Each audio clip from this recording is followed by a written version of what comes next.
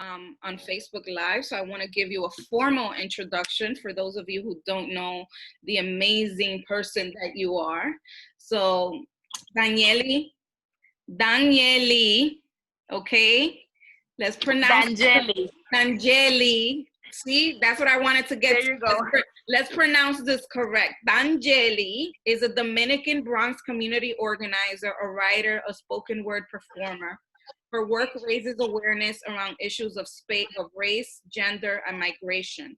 She was one of the 4 members of the first Bronx-based all Latinx poetry slam team, the Project X, and her poetry has traveled as far as Aruba's Poetry is an Island Festival. She has been featured by the Bronx Museum of Arts, San Francisco's Museum of African Diaspora, and People En Espanol Magazine. On December 2019, she self-published her first collection of poetry, Periodicos de Ayer, A Lover's Archive. Danyeli is also the co-founder and co-host of Loose Accents, a Latin podcast that highlights the immigrant experiences of the East and West Coast.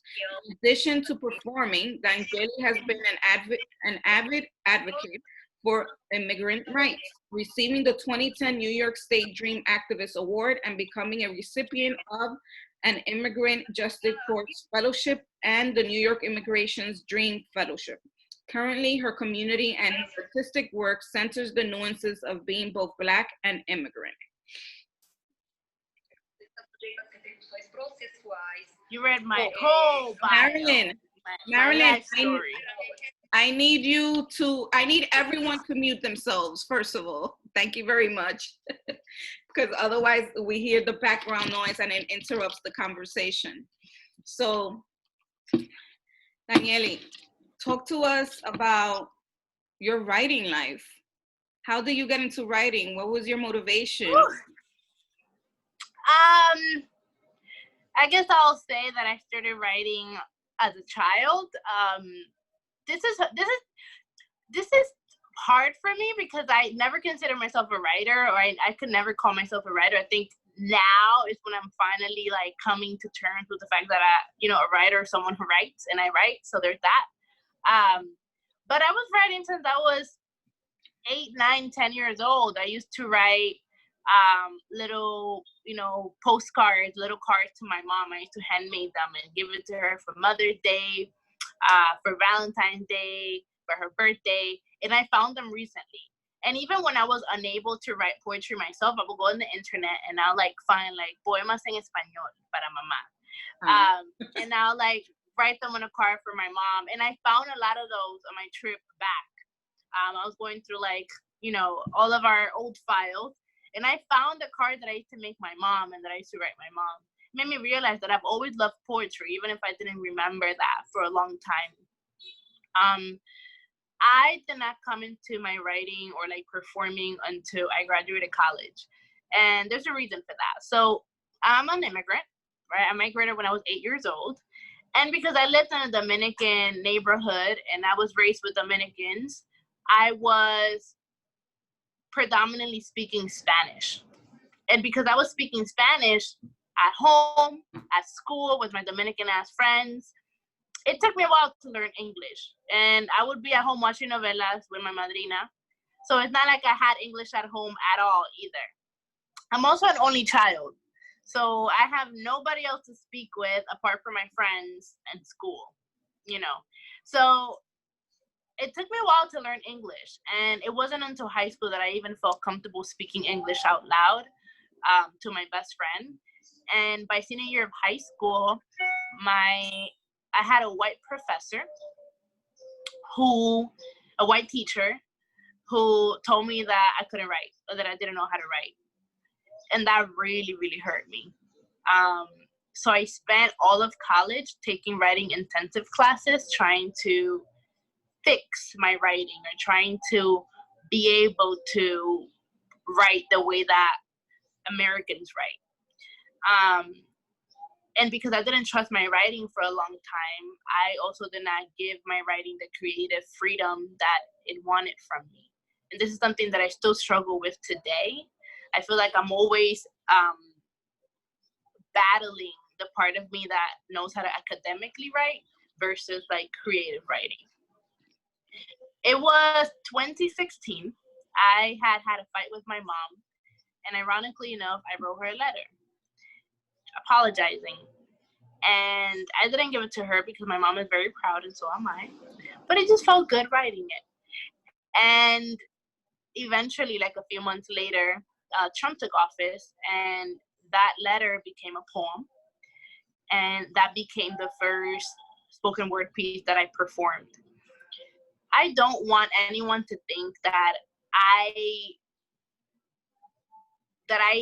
felt comfortable in my writing or that I felt comfortable performing. I showed up on Eureka Poets Cafe April 17th of 2017. I still remember the date. And I made the line. I had this poem memorized that I had performed in front of the mirror. I showed up. And when I was there, when we finally reached the line, when you're in Poets Cafe, you have to sign your name before you perform, like for open mic. So you sign your name and then they call you at random. We waited 2 hours because there's so many people show up. You want to be like the first 10 to get like on the list. We show up, we wait there 2 hours, me and my homegirl Jen. And when we finally get to the line after 2 hours, when they finally open the place and we get to sign our names, I was like, oh, I'm not going to do it. And Jen is like, no, you did not drag me here.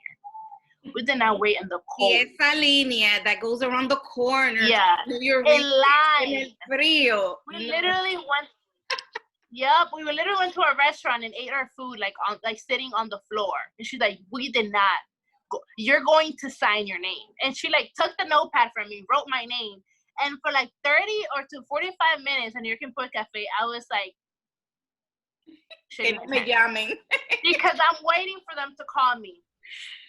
And I go up there and I perform this poem about my mom. And I'm trying all of me not to cry.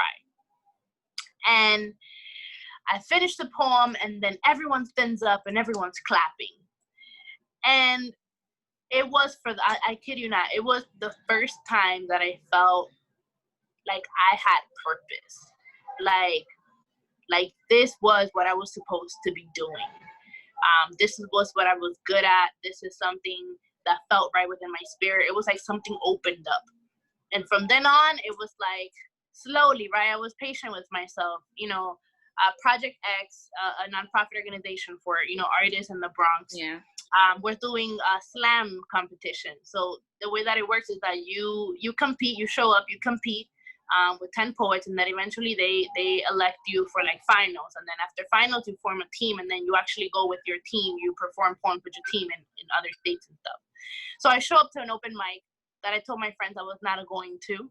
I show up there alone, no one in the audience that I know. That felt more comfortable. I wasn't ready for like any of my like friends to actually see me perform. Showed up by myself and I performed again and I won. And then it was like, okay, so I'm actually good at this. Like it wasn't a one-time thing. So from then on, I went on performing and I haven't stopped since. And even then I wouldn't call myself a writer, right? I didn't call myself a writer. I felt like I was a performer. I knew how to perform. I knew how to put thoughts together, and I knew how to, fix my voice, how to, Who taught you that? Because that is an art. That is an art form that takes a lot of practice. And I know because I spent 4 years booking spoken word artists. And then one day I signed myself up to a workshop because I wanted to know how you guys did what you did. And after that, I said, hell no, performing is not for me. And then I just appreciated spoken word artists even more because I knew the work that it took to become one. But some people have the natural. So, yeah, I guess is a natural. For some folks, it's natural to just know how to perform their words. But I always felt like my life aligned in such like a really amazing way because I was a very shy kid. I wasn't someone who could stand up in the front of a crowd and like say things, right? But it was from being undocumented and being forced into protesting and being pushed into like really large crowds to like say, I'm an undocumented immigrant. I came to this country. I'm an American. and that like really like I lost that fear of people watching me. So from then on I just kept performing, and even then I wouldn't call myself a writer until it took years. It took maybe publishing this book for me to be like, okay, I'm a writer. Wow. And something that I remind myself of is like, I felt like in order for me to call myself a writer, I had to write a best-selling novel. Like I needed to write, in a way that would get me to like the New York Times bestseller. And then I would be able to call myself a writer. I feel like now I'm realizing that. You were setting yourself up, because that's not realistic. Yes, right? So first thing was when I realized, okay, I'm a writer who is working on their craft. And once I understood that, it was when I was finally able to like take on that label, right? I'm a writer whether I sell 1,000 books or whether I sell 5. Yeah. The only thing that I have to remind myself is that I'm working on my craft. And whether I'm a New York Times bestseller or a self-published, author, I'm in constant progress, right? I'm a work in progress always. So that's when I'm finally like, okay, I can stand, strong in my writing now, and it doesn't matter if people don't like it or if I don't find it. I'm happy you said that despite you having published your book, you're still working on your craft, because so many writers who have not published their book feel that, I mean, they get so offended when their work is not accepted into a journal, into a literary magazine, and they are absolutely resistant to receiving any sort of criticism, constructive criticism, basically telling them that they need to continue working on their craft. Your submission wasn't good enough because you need help. You need a writing coach or whatnot to help you improve the writing. And you should sign up to writing workshops and whatnot to continue, strengthening your craft. But I encounter so many writers that are emerging writers who feel that no one could critique and they don't need an editor either. For me, it was also very important for me to validate other writers, to understand that like you do not need to chase academic clout. And I say that in the most humble way possible, right? Because these academic articles and platforms, a lot of them are tools of gatekeeping. And they are not understanding of our culture, of our nuance. One of the most validating things that I've ever had said to me was by a poet called Alisa Nicole Harris. She's a Black poet from the South. And she told me, she's a linguistic PhD candidate at I think Yale or Harvard. And I was a big fan of her for like years before I started performing. One thing that she said was, something about your writing that a lot of people will not be able to understand is that the way that you formulate words reminds me of the way that people speak Spanish. So even in English, even the way that you put words together is directly linked to where you come from, to the language that raised you. So when you doubt yourself or you doubt the way that your words sound, you're essentially doubting the part of you that's immigrant. And I don't say that to say that like, I don't need, that I can't receive feedback, because definitely there's always, work to be done. But rather than, we have to stop wanting to sound like these white writers that they like raised us like, reading. And otherwise try to find our voice. And what a writing coach does is that they challenge you to find ways to find your voice, right? And if you are not in constant work, then you're not going to grow, and your writing will become stagnant. And that's something that I struggle to too, right? It's hard to accept feedback, and I'm lucky because a lot of my friends are writers and I get to send them my stuff. But in publishing my book, my friend Alejandro read this book, and I waited until last minute to send it to him because his feedback and his criticism was the one that I held at like the highest standard because he was the harshest one. So it took me 2 years to send Alejandro any drafts of this book. Oh my God. because I was so scared of what he would say. And you know what he said? He gave me his feedback. I took it. And at the end he said, I want to say this in the kindest way possible. You need to dedicate 2020 to going to writing workshops. And I was like, ugh.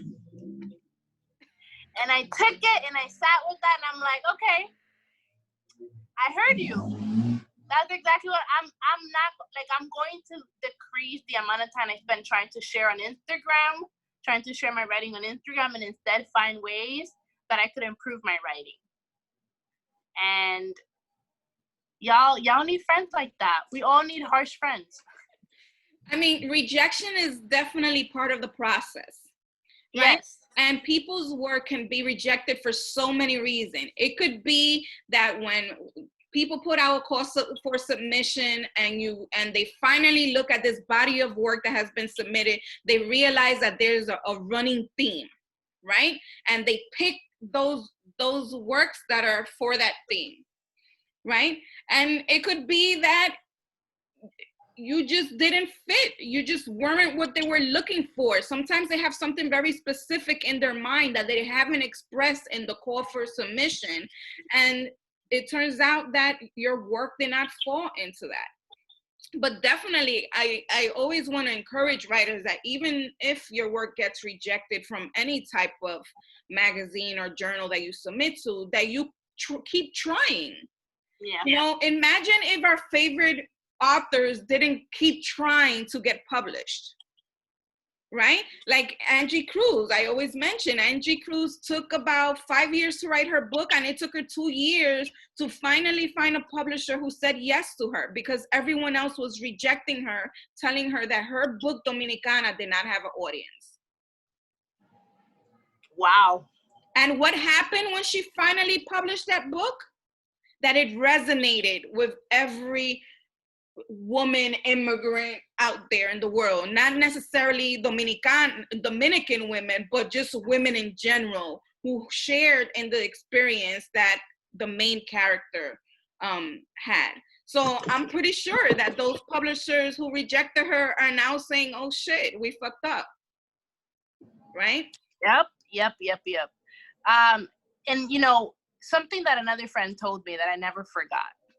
It was 2018, and I was writing a piece about Cardi B and chapeadora feminism. And I was so terrified of writing this piece because I felt like my mom was going to read it. And she was really going to see that I was out here, encouraging people to go chapear. But also I was scared of the backlash. I was scared especially that you as a Dominican, because that the first thing, that's the right. stereotype. So I was so terrified of like the backlash, not just from family members, but from people that I admired, like, the elder, generation. And he told me this. He's like, are you ready to be a writer? And I'm like, what do you mean? He's like, no, tell me if you're ready to be a writer. Because what it sounds to me is like you're scared of criticism and you're scared of stirring the pot. If you are not able to handle people going into your comments and disagreeing with you, people criticizing your work, and people finding an issue with your voice, you're not ready to be a writer. So you need to decide right now if what you want to be is a people pleaser or a writer. They can't like both be in the same person. Yes. And like it hurt my feelings. It hurt my feelings at the time. I'm not gonna lie. When you go a little bit sour, like, oh, like damn. But really, over the following months, that I found myself working on that piece that I was so doubtful about. I heard his voice, and I'm like, you know what? Screw it.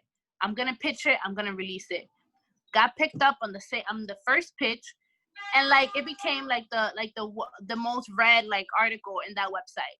So I'm like, how many times have I self-sabotaged my voice in this way for an article, or when I could have produced something that resonated with people? Yeah. You know, so that's I've learned that like I have to jump into things. I can't put my toes in the water anymore. I'm the kind of person that like if I think about it too much, I won't do it. So I just do now. I do now and think later. Wonderful. Especially when it comes to applying to things. Is that what pushed you into self-publishing? Yes. Yes. I honestly, if I am being 100%, real, vulnerable, I was terrified of pitching my book and being rejected by a publisher. I will be 100%. This book is a product of fear, vulnerability, and then courage. So I was terrified of submitting my work and being told like, this is not the kind of poetry that like we want to publish, or like you need to keep. I was terrified, but I felt like I needed to release it. And the reason why I felt I needed to release it were personal, right? I had been writing these poems for years, and I felt like I needed to close a chapter in my writing. I spent a long time writing about men, and I was tired of it, and I wanted to get rid of this poem so I could find healing, right? So in one sense, I was out here healing from a breakup from this man that, had me torn apart, and I'm like, I'm going to release this book, and I'm not going to think about you again. So it was like a healing project. And then on the other hand, it was me terrified about like being like rejected in the publishing industry, especially poetry industry, that like be catering to white people. And then it was like, if I do not do this for myself, I know I will always regret it. I need to jump into this. And the way that I worked, this book is 110% like self-hustled. So I put the book together. I printed all the pages. I edited them for like 6 months over and over again, printing them and writing them by hand. Put them all, like laid them out in my room, decided the order, sent them to like a random person on the internet. I put out like a thing on my Instagram, and I was like, hey y'all, who has been following me since this started, in like 2017. Few people hit me up. I was like, okay. Those were your beta readers? Yes, the day one. I was like, okay, I'm gonna send you a copy of my book on PDF. I need you to edit it for me. Oh my God, that's amazing. I was like, no, and I need you to be honest. Don't sugarcoat it. So I did. That was my first round. Then it was someone who actually volunteered. He was a master's student. Was doing their MFA, and he's like, I will definitely edit it for you. Send me, corrections. I took that feedback, and then I sent it. Finally, I sent it to. I had a couple of just personal friends read it, and finally I sent it to Alejandro. And before I sent it to Alejandro, that's when I knew, like, I need to publish this, because Alejandro already read it. And he read it. He gave me his feedback. Made me realize that I had work to be done. But, he's like, put it out there. Alejandro is one of Danyeli's best friends. Yeah, he's Alejandro. Yeah, he's also a writer. She has him in her stories from time to time. So if you follow her on Instagram, you'll know. Yes. He's a wonderful poet as well, a Dominican poet. Alejandro is the Afro-Dominican queer poet. And he is one of the most dedicated people I know with their writing. He spends hours going over a sentence, over a paragraph. He is so dedicated and so inspiring. So he's like my go-to person, my buddy. So then I had the PDF, and I'm like, okay, I have no idea how to like print a book. What I do know is that I'm a perfectionist, so I want the best quality out there. And I want this book to be illustrated. There was a Dominican illustrator who had been following me for a while. I really loved her work. We've been connecting for years. So I said, you know, I want this book to be Dominican made. So I hit her up and I'm like, hey girl, I never met this person like in person. She's on the island, I'm here. And I was like, girl, you're day 1 too. You want to illustrate my book? Come through. She was like, oh my God, yes, let's do it. So for a month, we just spent it like, you know, back and forth. She illustrated the cover and all the illustration on the inside. And she's also right here. This is like one of my friends are so fake. This is one of my books for my friends that haven't picked it up. And so she's right here if you want to check out her work. And then from then on, I had to find a printing website. Except I didn't think about the fact that like if I print this book, people can steal my ideas and print it on their own. So I'm like, by then it was like 4 months before I had already told Claudia from my Michula Social Club that I wanted to release this book in December. And I started doing copyright, you know, research. And I'm like, this takes months. How am I going to publish this book? So I started looking into all the legal sites. So this is for all of your knowledge. If you're interested in self-publishing, whatever you write is already protected, right? So you are already the owner. However, if you cannot prove that you wrote that or that you have a right over whatever creative work we're speaking about, then you run the risk of someone coming in later on and saying, I wrote that first. So what I did was I did all the research. I went to the copyright website and I literally submitted my PDF of my book. All on my own, cost $55. And then I moved forward with printing. I had my boyfriend go to the printing shops, to different printing shops, because I was in California and I was going to print here in New York. So go to different printing shops to check the material of the pages of the book. And that's a whole other... There are things that we don't think about as readers. Wait. Where do you print this? I printed these in New York. It's called digital printing. It's in like 40th Street. Okay, why didn't you go through Amazon? Why didn't you go through Ingram Spark or Blurb or all these other you know, print on demand platforms? Because I did not want to depend on them for anything. And the big thing with Amazon, I did look into Amazon, but I didn't want to give Amazon any profit of the book. Why didn't you do Ingram? And I didn't want Amazon. I didn't want to support Amazon. And then Ingram, I don't know. I don't know. I have no idea. I remember I checked it out, but I can't remember right now why I didn't check it out. You went through the hardest process of printing a book. But it goes to show, ladies and gentlemen, that it is possible. You can do it on your own. Committed to doing that, this is proof that it is completely doable. Because Danyeli, I could have sworn that you printed this through either Amazon or Ingram Spark. I swear to God that was my thought. I was out here touching pages. I was measuring books, like with a ruler, measuring books at home. This book, the dimensions are after Sandra Cisneros' Puro Amor. Because I became obsessed with the fact that I wanted the book to be the size of Puro Amor, which is 6x9. And I wanted the pages to be good quality. And I didn't trust Bookstore or like, you know, printing shop to like so I had my boyfriend go to different printing shops and touch the paper and through FaceTime tell me how he felt the paper, like, you know, the quality. And he knows I'm a perfectionist, so you know it was either that or a breakup. So I had, you know, I did it all on my own, and all that to say that it's doable. One thing that I would say is marketing, right?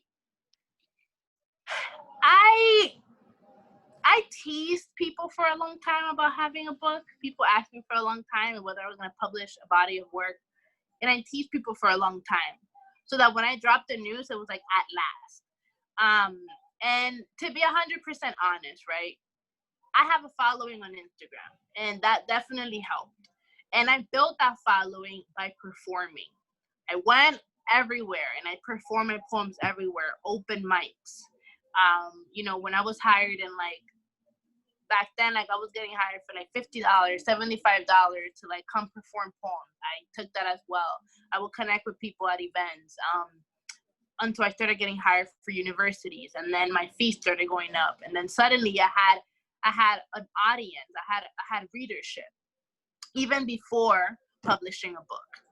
So for any spoken word out there, spoken word poets out there, right? That definitely helps. And if you are able to build a presence online, you know, if you're able to record your poems, a lot of the poems that are recorded as well are handmade. I've recorded a lot of my poems myself, or had my homies be like, come through, like press, like record when I tell you. This is the vision, this is what I'm going for. So I did build a readership and an audience even before publishing my book. So performing my craft gave birth to this book. Because had I not been performing, I would have never published this. Because I knew that there was a demand for my poetry to be on paper. A lot of these poems are not poems I perform. A lot of these poems are poems that only are supposed to live on paper. And that's just me. I don't like reading from the book. I don't know why. What were you gonna say about the marketing? What was your marketing approach?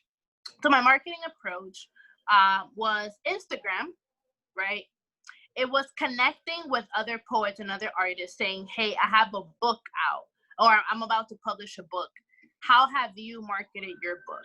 And because a lot of spoken word performers are, you know, are in direct communication or in direct interaction with their audience, it allowed for me to be able to say, I'll perform at a spot, and then I'll be able to, publicize my book. But there's one thing, right? Many times, and this Alejandro speaks about this a lot, we think that we should not have access to our writers, that you should know an artist's work based on what you see on the paper and not know anything else about them. Let the art speak for itself, right?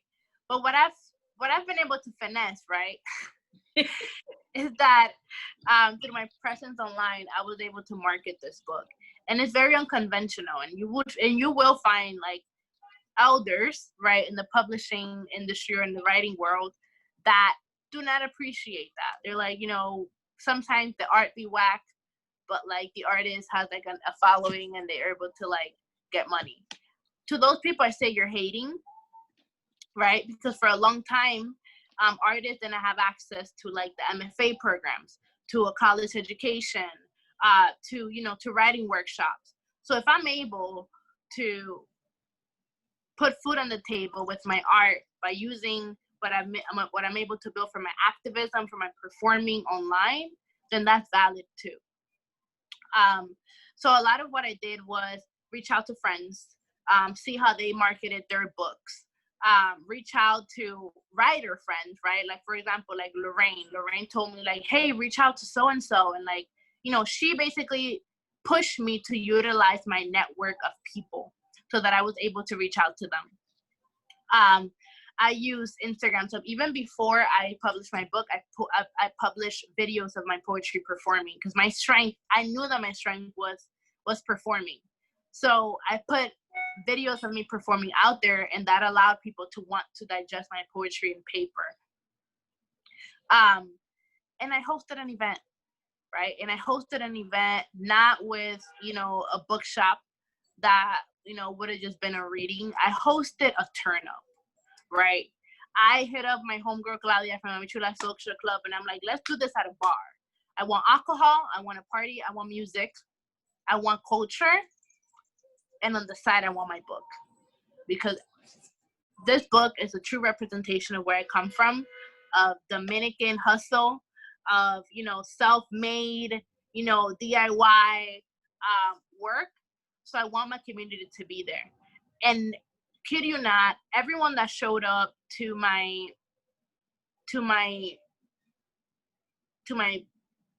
book release were part of the community. There were people that I had not seen in years.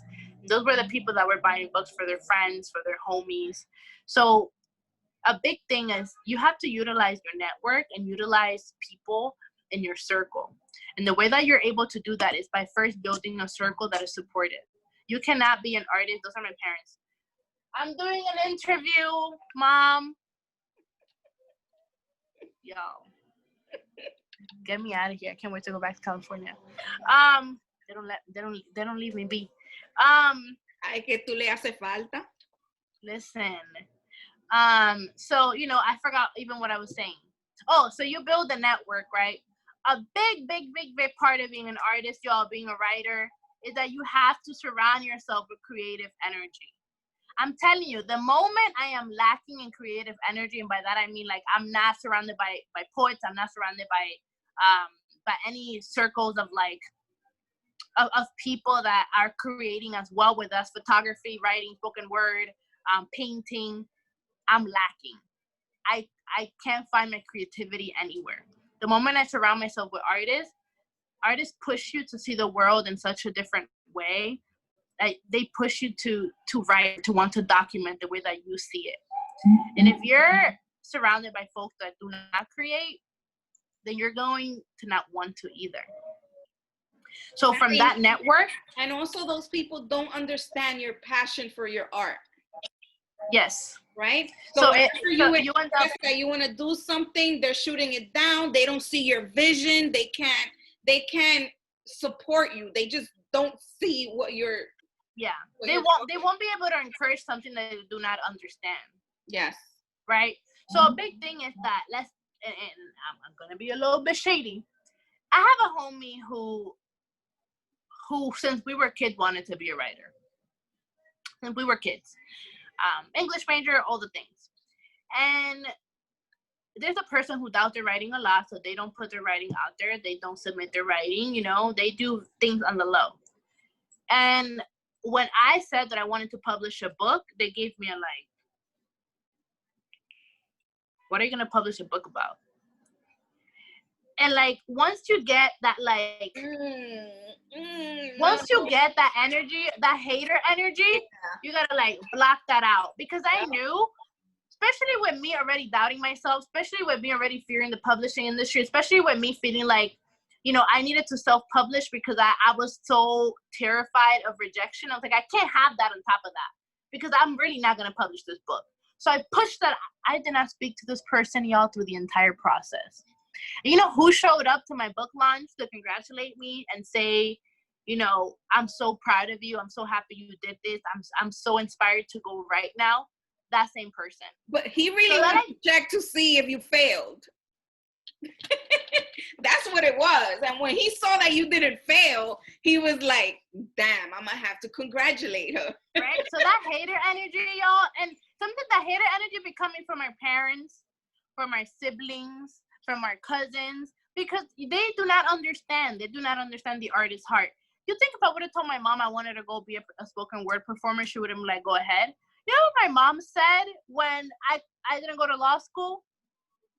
When I told her I was gonna like go to LA and pursue my writing and pursue, you know what she said? Oh, so we're really gonna be poor now.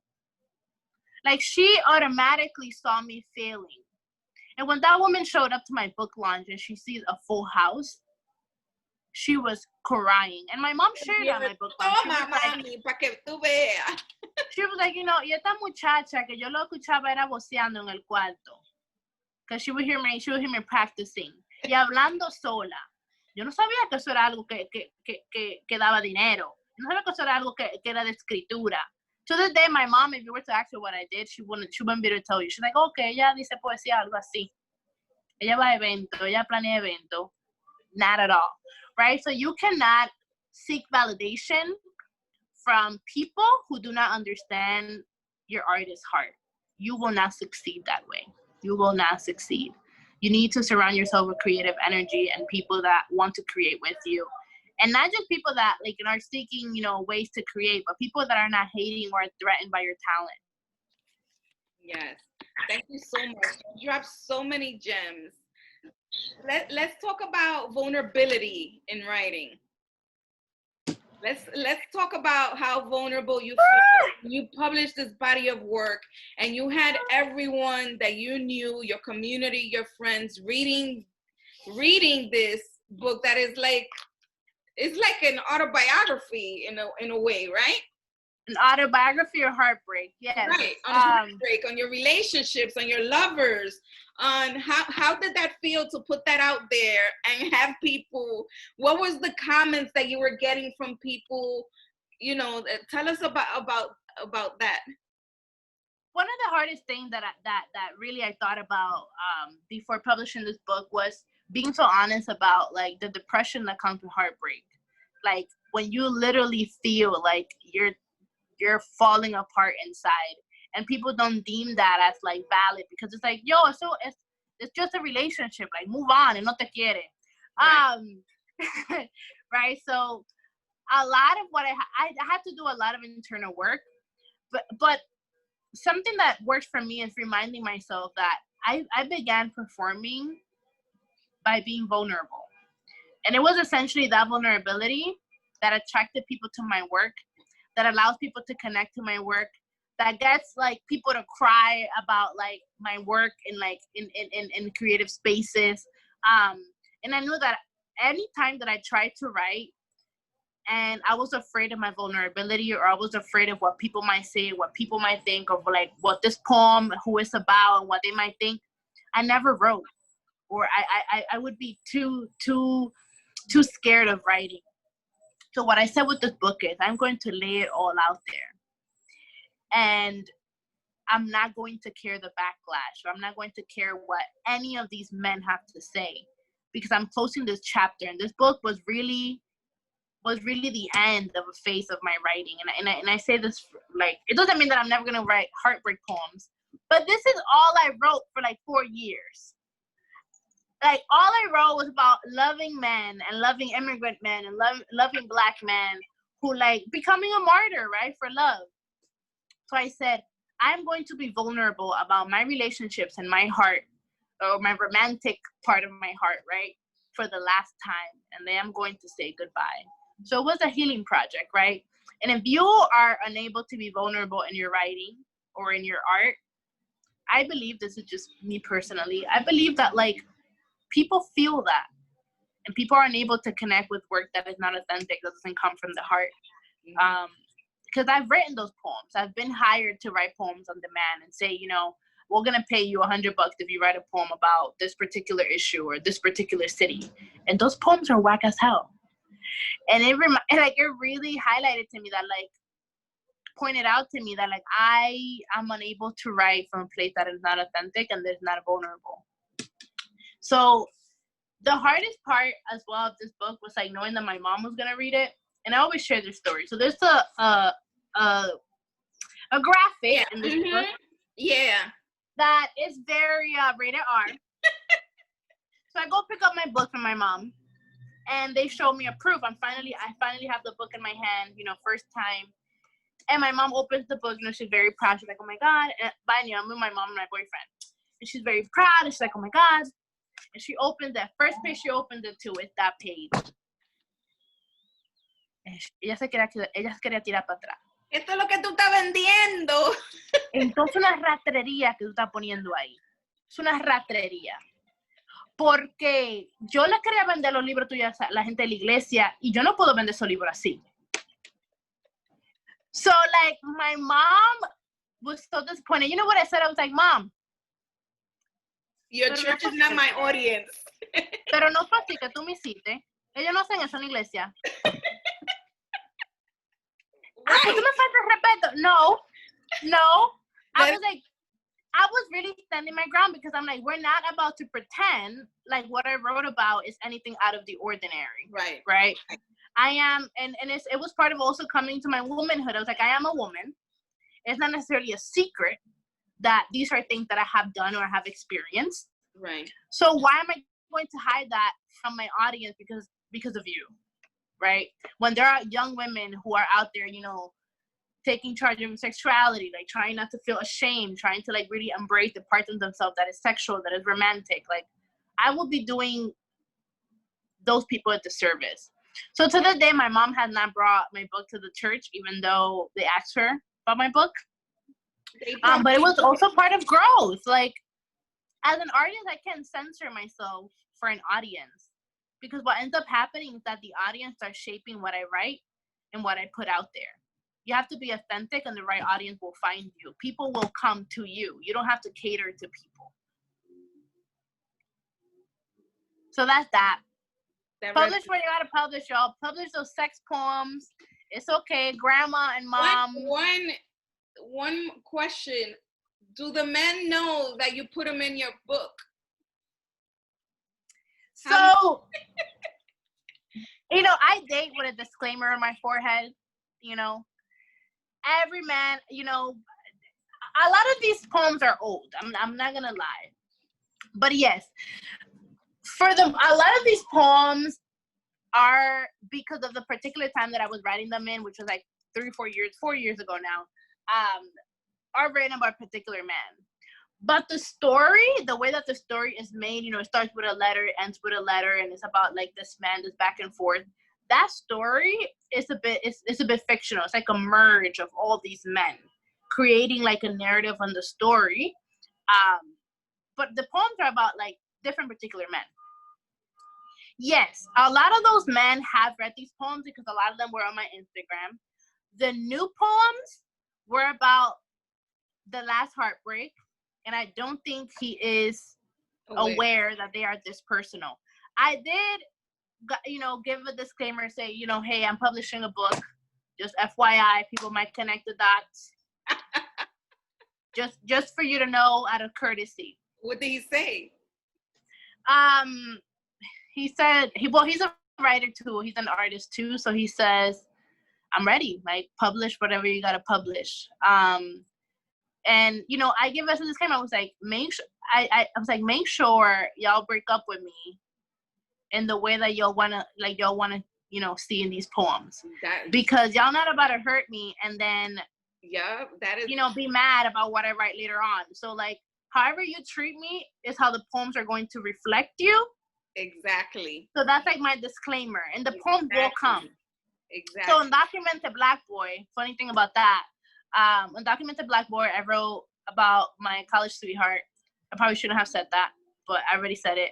And a lot of people connected the dots, right? And people will send him the video. It was to the point that a woman was following me, and they began dating, and she connected the dots and was like, is this about you? And she left him. So there are many, I'm a disclaimer, I come with a disclaimer. I have no, your words have power. Oh my God. Once the poems leave me, they take on their own, people adapt them to their lives as they seem fit. I am only here to document them. What is that? What is that disclaimer that they put in the movies that that is not intentional if they reflect the lives of real people? There's like a specific yes. Yes, it's this is based on a real story, but the characters and that percent, yes, that's but me. If the shoe fits, if the shoe fits, exactly. Exactly. So Danyeli, I want you to bless us with a couple of pieces. Let's see. From the book, correct? Could you perform the one you did for your mom? Oh, you want me to perform? Yes. Because those are not written poems. Yes, go ahead. Okay, y'all. Oh my God, I haven't performed this poem in a while, so if I mess up, here it goes.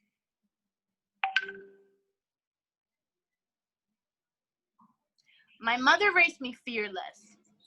She taught me how to peel plátano without trembling, how to let the blade do its job without shaking. When American kids twisted my name, softened it, broke its sound, she made sure I knew how to correct it. Danyeli, the real way, the Spanish way, the Dominican way. And when Spanish-speaking teachers drowned me in their spit, my mother scolded me from across the room. And that's how I learned how to swim. She raised a swimmer, and a sprinter, told me to never stay in places not meant for me, told me to never linger in dark rooms with men holding machetes under their palms. You see, my mother did not speak to me about sex. She spoke to me about fucking. She knew that to survive in our block, she had to punch the wife right into me, make a young woman out of a child and a cub into a panther way before the boys could. But often I was stubborn. I had too much of her in my hip, too much of her in my lips. I had to learn my lesson when I laid in the concrete, crying after a boy who did not treasure me. I had to learn my lesson when I couldn't come home and faced her. I am 25 now. And I'm realizing that my mother's herbs, medicinas caseras, that son limón con viva Peru, can cure way more than a cold. That some ginger and fideo soup can cure more than my throat. I am 25 now, and I'm realizing that aunque me cueste, my mother is sometimes, usually, and always fucking right. But don't tell her I said that, because my mother is a strong woman, and she does not soften up to love letters or flowers, and there's too much anger and too much pride for me to tell her all the things that I wish that I could. But if my mother understood this language that breaks her every day, this right here is what I would say. Mommy, I know I'm a malcriada, and my temper is 3 hurricanes in one, and the boy chartreuse are always bad, and I know that I barely see you because I work so much, and I'm out in the streets teaching people know your rights, but you're home rezando that I come home at night. And I know you begged me not to shout at cops or open my big ass mouth, but who else would do this for you, ma? You came here when I was 7, brought me here a year later, worked 3 jobs and paid for college, and they stabbed you in the back, called me a dreamer, gave me DACA, and then asked you to pack your bag. So, mommy, I'm not ready. Put down the damn backpack and the passport and the boarding pass, because as long as I can talk and move and breathe, I will riot and I will fight, and I won't let them touch you, mommy. Not now, not ever, and not tonight. You let this country break your back. You gave your life to raise me right. You cannot, and we must not give up now. Whew. And that's the mom poem, y'all. And I wrote it when Trump took office, and my family was kind of going through the whole, what are we gonna do now? Deportation talk. So yeah. Thank you. Could you read us a piece from the book? Okay. From the book, I'll read. So one thing that I'll say about the book, this letter, both letters, are actually real letters that I wrote and I sent. So these are not like fictional. These are like actual letters that I wrote someone that I was seeing. Your book reminds me a lot of Rupi Kaur. Yes, I keep hearing that. I think a lot because of the illustrations as well, and like even the way the poems are formatted. But I'll share a few poems. This one is called I Told Mama About You and Mia Too. About the ways you watch me twist and untwist my hair, strand by strand, knot to knot. We iron out miscommunications and unravel misunderstandings. On drunken nights, after we've conquered the dance floor, and my temple calls your shoulder home, I kiss the feet of all the women who raised you. When that bar in Jackson Heights turns on the lights, and the 7 train waves goodbye, and we witness New York with a cocked head unhook her hoops, wipe off her lip gloss, step out of her panties. I am impatient, but your hands are not. You make everything water and salt, until we are exhausted. Tomorrow, more sequel than question. As the sun strolls in, so do plans for tomorrow night, and the month, and the next month, and the one after that. What part of the world will we make ours then? I don't have any answers, yet I never say no. Woo! So that's the poem with the graphic. And let's see, I'll read another one.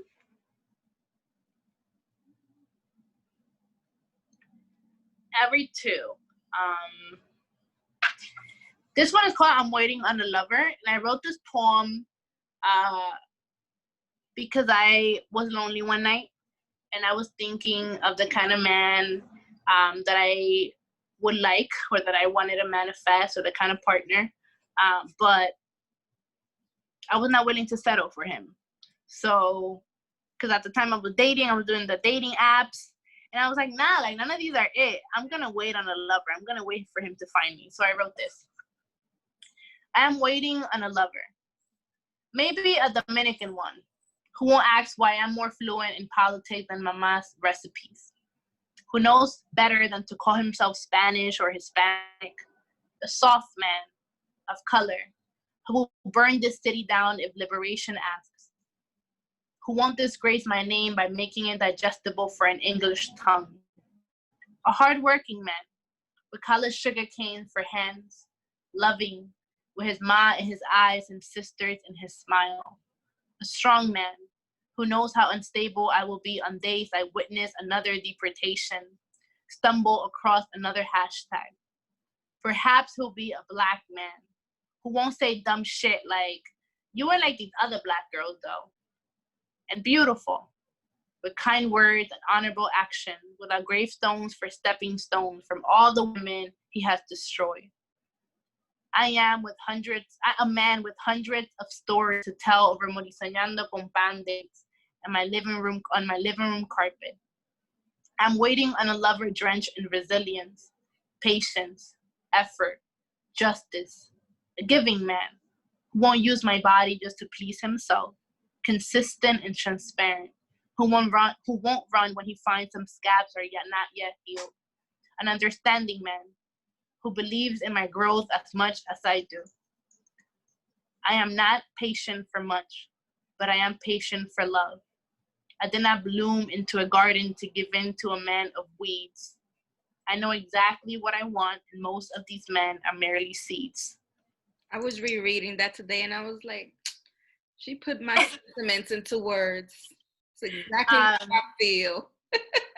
And then this next one I wrote, and we will love better in Spanish. I feel like as an immigrant kid who dated, men who did not speak Spanish, at some point it was very important for me to share life or do life with a partner who could communicate with my grandma and my mom and my stepdad, and who could be at the family function, turning up to bachata and merengue. So I wrote We Will Love Better in Spanish as an extension, and I'm waiting on a lover, hoping that that lover would understand the part of me that all the others didn't.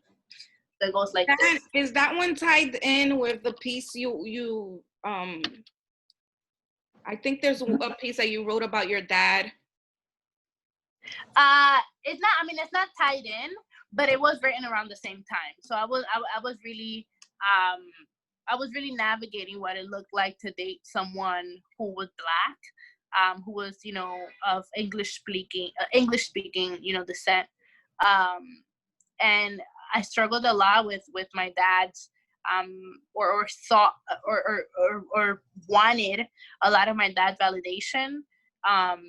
And when I decided that I no longer needed that in order to be happy, my partners were not Dominican. They were not lighter than me. They were not white men. A lot of these poems came out because I was, loving in a way that did not demand for my partner to be Dominican or to be white. So I wrote this poem. And we will love better in Spanish when my heart does not get lost in translation. When I miss you, can butcher me haces falta. And foreplay is bachata pegaditos a your tia's cumpleaños. I have phrases like te quiero when I'm not ready to let you in. My stepfather would finally have someone to talk sports with. Someone who won't break his spirit when he pronounces Lebron. Y Curry in his most Dominican accent. You join mommy in her teasing when she jokes that yo no puedo ni freír un huevo. I know you won't think twice about my curfew at 21, about the countless family holidays, about the immigrant expectations I should shake off but do not. You'll be kind to them without trying. There'll be a gap that you won't need to break yourself in half to fill. I carry my parent dreams on my back, love. Come here and lay me to rest. You've got the right language in your mouth to do so. So all about immigrant love, y'all. All about immigrant love. Beautiful. And I guess I read one last one. This one I wrote, this is the last poem that I wrote in this book. And, or you know, I basically put this book maybe like a week before like the final like PDF was due for my illustrator. And I wrote it because like I was doing some cleaning in LA, and I found a t-shirt that someone had given me that like I had hidden because it tore me apart every time I saw it, you know, and my little heartbreak. So I found that t-shirt and I wrote this poem. And it goes like this. Ese suéter you gifted me, once worn to wake up next to you, te ha vuelto un garabato. Entre dos maletas, packed within each other, estrujado, pero todavía nuevecito. Tú estás como loco si creíste que iba a ver la luz del día. An oversized mess. Like Dominicans even fuck with la Virgen de Guadalupe like that. It's a vibe, you said. La Virgen in some hoops will be so LA of you. Por favor, as if. Cada vez que lo saco, a face full of disgust. Ridículo, both of you.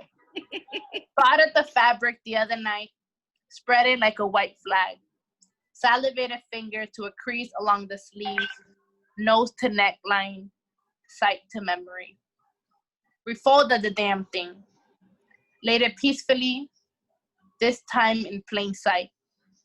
Surrendering this anger. The bittersweet inevitability, my immigrant came out, inevitability of what was and now is. We gotta let go of these men, y'all. They're good for they're bad for health. Let's open it for questions. All right, everybody. In the participants box at the bottom of your screen, you should be able to raise your hand. So raise your hand if you have any questions for Danyeli, and I will call on you and unmute you. Or you can unmute yourselves. Okay, Naja, now I'm going to unmute you. Go ahead, ask Danyeli your question. Hi, my name is Nejanel, and I'm a big fan of your work. And I want to thank you. I will show you my face, but I look critical right now. Sorry about that. It's fine. It's fine. Don't worry about it. My question for you is, when you're trying to build your social media brand, like you, I'm shy, and I found it so inspiring on how you stayed resolute and were fearless. But in terms of like putting your work out there, especially like now during a pandemic where it's like harder to like go in person to do performances and stuff, like what would be your suggestion if I'm trying to, you know, put my poetry out there? Yeah. Well, but after the Dominican Next things, that poetry page started anonymous, so nobody knew who I was apart from like some friends, and I posted maybe 7 months anonymously before I even performed anywhere. So don't push yourself. That's one. And two, if you have a private you know, Instagram, dedicate one Instagram just for your work, where people can, you know, find your work. They can find your poems, and they can access your work in a way that, you know, that it's organized, right? It's different for me now because now, you know, I'm able to play around, and I'm a spoken word performer, so a lot of my stuff are in video. But before my stuff were in video, a lot of it were in font. So what you would see was just like my poetry, you know. So I tried to have a sense of aesthetic to it, right? And that could look like whatever you want, but somewhere definitely where it is easy to find your poems. So like not like, you know, 6 pictures of your family members and then 1 poem, and then 6 more pictures and then 2 poems, right? Something that people can look at when they're like trying to access your work. That's 1. 2, start a hashtag for your work. many times people don't want to browse through your photos. So if you hashtag your work, you know, and you post a poem and you hashtag it, you can just go to the hashtag and access the work and share it from there. That's the second part. 3, because you cannot perform in public spaces right now, and if you don't have a following and you do a live, like you'll basically be like you and like someone else there, or you by yourself, right? You have to work with what you have, right? So try to look for things what you can, you know, start with doing, and this is a bit, you know, a challenge if you're a shy writer, but try to pitch articles to certain websites. So if you are someone who is into like being a vegan and you found resources to like, you know, how to be a vegan of color, how to access recipes for vegans of color, write an article about it and pitch it to Remezcla, Me Too, BuzzFeed, Where the Voice, all these like, you know, independent magazines or online platforms. Because then people, you know, they will link you, and people will go to your particular Instagram to look for your work. And the more you do that, the more. Mm-hmm. You could pitch it to Dominican writers. Or pitch it to Dominican writers. There you go. La Galeria Magazine is another one, right? So pitch your work, and they will link you. And people, when they like a piece, they'll go find you. Yes, they will. And the other thing is be patient with yourself. It was at a point where like I had, you know, 100 followers, and I was posting my work, and it'll be like 9 likes, right? I needed to take my ego out of it. You cannot expect to be a writer that's like reaching the masses. Starting out, everything takes a process, right? So for me, I had to disconnect myself from the likes, from the clout. Like I did not seek my validation from how many people were accessing my work. If anything, I will put it out there, and I'll be like, whoever finds it, finds it. And I will do a little hashtag, and then some people will like it, and they will repost it. But it was slowly that people really started, like, you know, liking my work, or the consistency in my work. You have to be consistent. So it's not like you're going to create an Instagram for your work and then disappear for 6 months, right? So another thing is consistency, but be patient with yourself, and do not look for people to validate your writing. The only person that can validate your work, any kind of, you know, creative work that you do, is yourself. So you have to be connected to the work. I knew that at the time I was dealing with very, very bad depression. So I was putting my stuff out there for my own healing. Once I would release a poem, it was like I could breathe again. And just like that, I just started releasing these poems for my own healing, and people started liking them. And then suddenly, like, things started picking up. But I needed to really disconnect from that, like, validation that I needed for people to read my work. Thank you. Marlene, we're going to unmute you, Marlene. Hi, how you doing? Just wanted to say that this is very bold of me, but I adore you. Thank you so much for being here today. Thank you so much. You're dope as hell. So I'm not sure if this is the space to ask the question, and you'll forgive me if it's not. But I wanted to ask you about your process in self-publishing, but most specifically towards like the like performing part, right? How you mentioned that you would go on every open mic, that you would like, you know, post videos of you performing, like doing spoken word online and on social media. So my question to you, very just like directly, would be, because I know there are infringement rights and people might steal your work if you're like writing it down or whatever, but is that the same thing when you're performing it on, like when you're posting a performance online? Like, can they copy that? Is there any way to protect your spoken word pieces? Yeah. What my spoken word pieces, like the things that I say out loud, to be honest, I have not looked into that.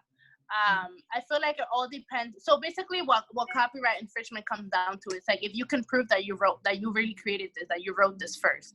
So a big thing for me is that I keep track of everything that I write, right? So I have a Google Drive with every single poem that I write, and it shows you the different versions of it, right? It shows you all the different versions of your work. So if you're able to show that you created this work, then essentially your work is protected. That someone can come and say, well, I created that first, definitely, but they also need basis, they need proof of that. In regards to like the videos that I post, something that I read, and don't quote me on this, was that, you know, Instagram and these platforms, they they might have ownership of the video itself. Like if you post it, like someone can repost it, but not of the work within it. So they can own the video, but I can, the artwork in itself is mine, right? But don't quote me in that. You never know. And this internet stuff is trifling. Trump is about to sign something else for the internet. So, so really everything depends. For me, I guess, because I'm a performer, I have to take that chance, right? Like if my work is not online, then how are people going to find my work? So it's something that I have to kind of, balance out. Thank you. Thank you. Paola. Hey, can you hear me? Yes. Hi, I remember your face. How are you? She's I want to stalking say you? thank you for all the gems. Really quick, you said that you wrote this book from a place of like heartbreak, and you wrote so much about men and like romantic relationships. I feel like a lot of us, at least myself, I can identify with that. I think like writing from a place of pain is something that a lot of artists experience. So what are you writing now that you are trying to break away from that? And are you writing, or has it been a challenge to write from a place of not heartbreak? Yeah, so what I wanted to challenge myself to do this year was write from a place of joy. And it has proven to be one of the hardest things I've ever tried to do. I find myself running away from my writing more often. And I feel like it's because it's intimidating to challenge myself to write from a place I had never written before. It also challenged me to think about the ways in which I feel joy, and the way that I have to unpack joy. And for the most part, I've tried to focus on writing about my immigrant experience, and write about it in a way that honors it, as opposed to like, just like highlight the painfulness of it. And I've also been writing about love.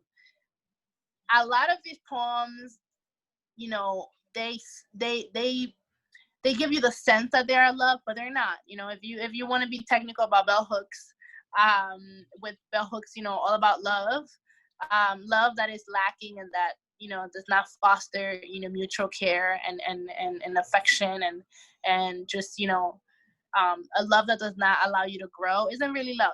So a lot of these poems are about heartbreak. I think now I'm challenging myself to write from a place of love, or write about love. And the ways in which I'm trying to like find the inspiration, find the language to do that is by reading. So listen, it's about to be June in a few days, and I have not completed one poem, right? I have bits and pieces of poems, but I have not completed a poem in maybe like a year. So I'm being patient with myself, but I'm also writing and I'm digesting other people's work so that I can find the inspiration or the language to write for myself. And that's okay, right? You don't always have to be in constant, movement or in constant creating. Something that I also did, I applied for this fellowship with Define American so that I could be in a space with other writers so that they could push me, or they give me a deadline or encourage me to write, because I was struggling with just sitting down to do it. So goes back to like finding a creative circle, right? Challenging yourself. I've also, I started therapy this year, challenging yourself to unpack the places, new places where to write from. And it really just comes down to sitting down and trying to do it, whether you're going to be frustrated because it's not good enough, which has been like my main thing. Every time I sit, I like cry because I hate everything I write. But that's the process, right? It comes down to sitting down and writing, and whether that means brainstorming, making lists, writing the same words over and over. One time I sat down for an hour, I wrote, I don't know what the hell to write. And I don't know what I have to write, I don't know what to write about, because all I write is these damn men and I literally went on a rant about like my frustration and why I can write so easily about heartbreak and about other things. And that led to like another idea that led me to like the beginning of a poem, right? So you have to sit down and write. That's the hardest thing about being a writer, the sitting down and not being intimidated by the empty page. Thank you. And as I'm telling you this, I'm also like calling myself out and dragging myself. The other part of me is like, girl, look at you giving advice that you're not taking. That's part of it. That's part of it. Thank you. Thank you so much. All right, Andrea, you have a question. Andrea Jacobo. Hi. Hola, Danyeli. Hi. ¿Cómo está? Bien, bien. Andrea from Oakland. Yes, from Yeah, Oakland. let me tell you. I was in Oakland performing a weekend, and I went to a coffee shop, and Andrea was like wearing like a Walter Mercado shirt. And I looked at her shirt, but like the font were like on her boobs. So I'm like staring at her boobs, and like she caught me looking, and I'm like, mad weird. And then I see her staring, and she comes up. She's like, do you write? Like, are you on Instagram? Yeah, it took then so much out of me. That was how we like started talking. Yeah, it took so much out of me because I'm very shy too, especially like ahora con like being online. Shy too. Yo soy shy. Mira, there goes my mom. Ahí vamos. I can't. Yeah, entonces, what I wanted to ask you is, I forgot to ask the question. Wow, now that my mom said this. Okay, actually, it was about your practice. Like, how are you? I know you said you're like writing. You know, you've been consistently writing, but what do you do? What's your like routine? Like, how do you like, you know, set yourself up for writing? Yeah. And then the other one is like, are you gonna do like an open mic or something for people to like come together in a virtual space? And when are you coming to the Bay? Because I gotta see. Yeah, okay. A lot of questions. So the first thing, I don't have like a set process. I find that it's easier for me to write at night. I don't know why. When I'm writing poems, definitely at night. When I'm writing an article during the day, I don't know why my brain works like that. One thing that I need that has been constant for me is that I need, whenever an idea pops into my head, I need to write it down in the moment. Like, there's been times when I'm having a conversation with someone and I stop them, like mid-conversation. I'm like, hold up, I have to write this down. And I write it in my notes. I like write the idea in my head, and then I go and develop it later.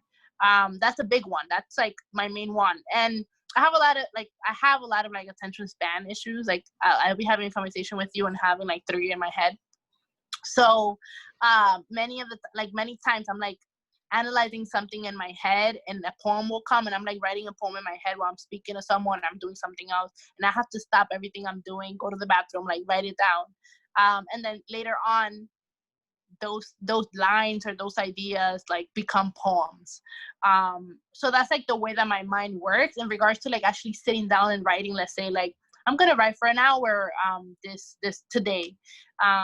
That's a discipline that I'm still trying to adapt to, or that I'm still trying to adapt to my life. I talk a lot about Alejandro, but it's because like he got all the keys. Alejandro writes 2 hours a day every single day. He has like set hours where like, you know, he's in front of his desk and he's writing. I need to do that. So if, you know, just passing it along as a tip, that's like a big one for writers that I heard. Another writer told me, a writer friend said that she writes in like 20-minute like time slots. So she'll do like 20 minutes of straight writing, and then 5 minutes like she gets to browse Instagram or go get water. And then 20 minutes until she completes her 2 hours or her 1 hour or whatever her target is for the day. So having discipline and having a structure definitely works. I think it comes down to like personal preference and what your mind like likes better. If anything, like if you're like a new writer, it's worth it to try everything, and then find your groove. And then open mics. I actually will be doing open mic with the Museum of African Diaspora in San Francisco. So if you want to sign up, you can look it up on their website. It's moad, MOAD.org. And it's going to be June 4th, and you can actually sign up for open mic slots. It's like virtual for now, but hopefully maybe in the future I'll be able to do it in person. I do plan to go to the Bay more often because I really, really loved the Bay when you saw me there in February. So I really, really connected with the Bay. I fucked with the Bay's energy. Like there were so many creatives. It was like such just so many brothers and sisters that were like literally felt like brothers and sisters. So yeah. Thank you. Eileen, you had a comment? Yes. So, hi, Danyeli. How are you? Hi. I didn't connect her to loose accents. I didn't connect you to loose accents. You're on the podcast, Yes. right? So I Yes. just connected face, and I just wanted to, from a teacher, I wanted to apologize on behalf of that dumbass teacher who said that to you. That really pissed me off, and I was in the Thank chat you like, so oh my god. much. So I wanted to tell you that I think it's amazing that you as a student didn't give up on yourself and didn't listen to that asshole teacher. Because me as a teacher, I know there are many asshole teachers out there. Yes. So I just want to personally say I'm sorry that happened. Thank you so much. Teacher, and that you are amazing and keep doing amazing work. Thank you so much. If any, like a lot of my teachers, like that was like the one asshole teacher that like pushes you to like want to prove him wrong. But I've been blessed with so many mentors and so many teachers. Maybe one day I'll dedicate some time to like speaking about like the influence of teachers and professors, because I literally, down to like getting papers, like I have to thank my professors and my mentors for that. So shout out to y'all in academia. Thank you. Thank you so much, Eileen. Does anybody have any more questions or comments for Danyeli? I mean, Danyeli dropped a lot of gems. I'm glad I recorded this because you guys can now replay it and, take notes if you weren't taking notes during this conversation. So once again, we're just gonna close the event for the night, and I want to thank you, Danyeli, for being so open with us, being honest about your process, and letting our writers know, because we have so many writers in this conversation who they need to get the raw truth of what the process is like. It's not candy coated, raindrops, whatever. It's not easy. Once you choose the path of writing, you either commit to it 100%, or you don't, because it takes a lot of work. And if you decide to self-publish, it takes a lot of hustle. You are the team. I remember when you were mailing out your books, you were like, put it all on the floor, and I was like, Danyeli, when you go to the post office, make sure you get media mail. And you were like, oh my god, I didn't know this. I've been and paying full price for mail. And I felt so bad, and I was like, damn. But then, a veces I feel like, déjame no estar entremetida. Let them work through their process. Everyone's first book is a learning process. I'm pretty sure that you've learned a lot from your first book, and when you're ready to put out your second one, you'll most likely do it very different. Okay, so a few people, they said, what was the tip? It was, so basically USPS has this like kind of mail where you can send books, and it's like at a discounted price. And it's also certified, like, they give you tracking address and everything. I did not know that. I was sending it through priority mail all that time and charging people like $4 for shipping. And that one is like, smaller price. And when I'm restocking my book, I'm actually in the process of doing it. It should probably be restocked within the next 3 weeks. So I'm like looking forward to that. I'm working with my illustrator, because a thing of the book that I did not like, but by then they were already printed, is that the font was too small, so that's part of it. So I wanted to like change the font and just restructure the book. So doing all that over again, and then like putting it out there one more time for the world. Where can people purchase your book? Everyone can purchase my book on my website, and it's really long. It's DanyeliRodriguezDelOrbe.com. And you can see it on my Instagram and my website, everywhere. And the reason why I decided to sell it from my website was because I'm self-published, and I was scared that I was going to give away my rights to any printing company.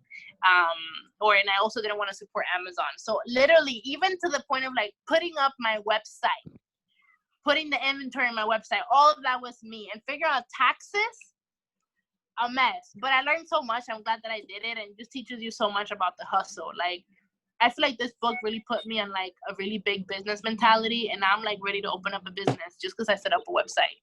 I'm like ready. I'm like, now I'm like, okay, is your book available in any bookstore in the Bay Area or New York City? No, but I am looking at, before the pandemic, I was in contact with Bay Area Bookstore, so they were going to actually take on my book. So not yet. It's still in the process. And then the pandemic messed everything up. So this book was just published in December 2019, y'all. So it's like less than 6 months old. And then pandemic hit in March. So we're still working through everything because I'm self-published. I kind of got to be like the marketing agent, the publisher. Here, I wear all the Word Up, hats. if you reach out to Word Up, they would purchase the copies of your book from you. Okay. And put it on display in the bookstore with the other Dominican authors that we have, and they do usually push it because I'm pretty sure there are a lot of people in New York City who want to buy your book, and they probably don't want to wait and would rather go into a local bookstore and pick up your book. So I highly suggest that you reach out to them via email and let them know. I was actually texting right now with Veronica, and she was like, is there any Dominican book that you want us to push in our newsletter? Okay, you see, y'all, I'm still learning. You see that? So definitely reach out to bookstores as you are doing in the Bay Area. Reach out to the Lip Bar, once Noel reopens. And you don't necessarily need to just have your book in bookstores. You could have your book in your favorite local restaurant. Yeah. In your favorite, if you have a favorite Bronx cafe, like I know Lorraine loves Mon Amour. Yeah. So you could ask Mon Amour, would you be open to me selling my book here? There's, you don't need to restrict yourself just to bookstores. Yeah, I'm gonna check that out. I'm definitely gonna do that because, a lot of my challenges also that I'm not in New York. So like, I was hoping to come back for this amount of time so that I could, I came to stay like a few months, and then the pandemic hit. So that affected a lot of like my like hustle here in New York. So yeah, definitely gonna do that. I had Word Up a bookstore in like my radar along with the Lip Bar. I also wanted to do like readings there, but they were always booked, and then I had to go back to California. So I'm like, the Lip Bar, coming up, y'all. The Lip Bar, you gotta reach out to them 6 months ahead. Yes, Lorraine told me that. They are super booked, but Word Up, it's real quick. Okay, yeah. Thank you so much. I'll keep that in mind. Hopefully the Bay too. Let's see, y'all. The world, everybody, needs to reopen. The pandemic is out. Please go out and support Danyeli wherever it is that she may show up, whether it's in New York or the Bay Area. If she's any other, even if she goes to DR, are you planning on translating your book to Spanish? I want to. I'm looking for a translator so I could translate it to Spanish. Something that kind of broke my heart was like my mom was like, yo quiero enseñarles la cosa que tú vas a hacer a mis amigas, pero es que ya no hablan inglés. And like it was like, damn, like that's okay, like there's a disconnect there, right? There's a disconnect. So I really want that. Yeah. Okay, we could probably find you a poet that would translate. Yeah, definitely down. Translate it. That's totally doable. But thank you so much for joining us in this conversation tonight. We got to know you a little bit better, get to know more about your writing process. One more question, which is something that we always ask our writers. What are you reading? I am currently reading, actually I can go look for it. Y'all gonna see my PJs.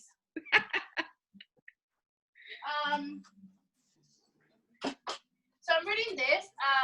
A friend recommended it to me. It's called Norwegian Wood by Haruki Murakami. He is a Japanese writer. And it's a love story. I wanted to do a love story, y'all. But I also just got from Moad, my gift was in a book, from Moad, The House of Spirits by Isabel Allende. Yes. And the reason why I got it was because my mom told me that was like one of her favorite books growing up. So I got it to kind of like see what she was talking about. I wanted to connect with her in a way. So that's next. Isabel Allende's next. Some of our writers are learning about magical realism, and one of the first books that we suggested to them was Isabel Allende's House of Spirits. I keep hearing about the book. It's been like hunting me for like it's also years. It's also a play. Oh, I didn't know that. Yeah, it was made into a play at the Repertorio Español. So it's probably online somewhere if you ever want to look it up. But thank you for sharing that. Are you reading any Dominican authors? Dominican authors, no, but what's on my list for next is Clap When You Land, of course. You gotta read it. Of course. So that's like my next. I haven't bought it yet because I'm going to LA in 3 weeks, and I won't be able to carry all of them. Like I have like 5 books I'm taking with me.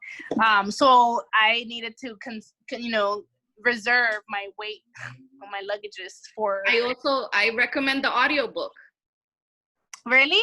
Yeah. I've never listened to an audiobook. And like, I recommend it because it's Elizabeth and Melania. And if you love these poets, then you're gonna love them reading this book to you. That's dope. Because I didn't know Melania did the audiobook. So okay, dope. Okay. Thank you so much. Ya te vamos a dejar tranquila, te soltamos. Thank you so much, Danyeli. Thank you so much, everyone. Thank you for tuning in. Yes, thank you, everyone. Thank you for joining us tonight. Thank you for joining, y'all. Stay safe. Continue working on your craft. Keep writing. Even when you hate it, keep writing. Yes. Thank you so much. Bye, Danyeli. Bye.